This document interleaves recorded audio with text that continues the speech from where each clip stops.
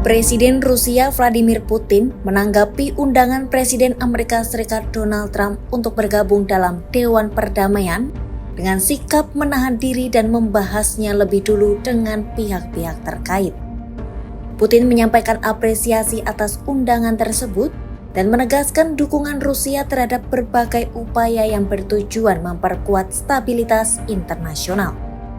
Dalam pernyataannya, Putin juga mengakui kontribusi pemerintahan Amerika Serikat saat ini dalam upaya mencari solusi atas krisis di Ukraina.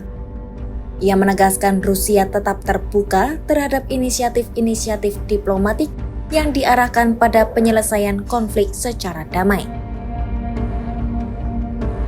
Совета мира мы действительно получили личное обращение президента Соединенных Штатов Америки Дональда Трампа с приглашением присоединиться к создаваемой по его инициативе новой международной структуре Совету мира.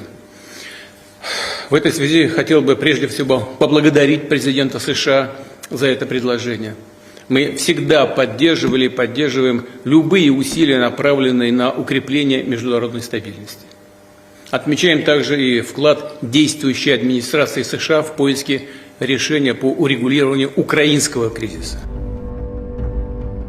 Putin menegaskan Rusia tetap membuka ruang kerja sama dengan Dewan Perdamaian, termasuk melalui dukungan finansial. Ia menyatakan Moskwa siap mengalokasikan dana sebesar $1 miliar AS dari aset Rusia yang sebelumnya dibekukan di AS. Selain itu, Putin juga mengemukakan kemungkinan penggunaan sisa dana tersebut untuk membantu pembangunan kembali wilayah-wilayah yang rusak akibat pertempuran setelah tercapainya kesepakatan perdamaian antara Rusia dan Ukraina. Учитывая особые отношения России с палестинским народом, мы могли бы, я думаю, направить в Совет мира $1 миллиард США из замороженных еще при прежней администрации США российских активов.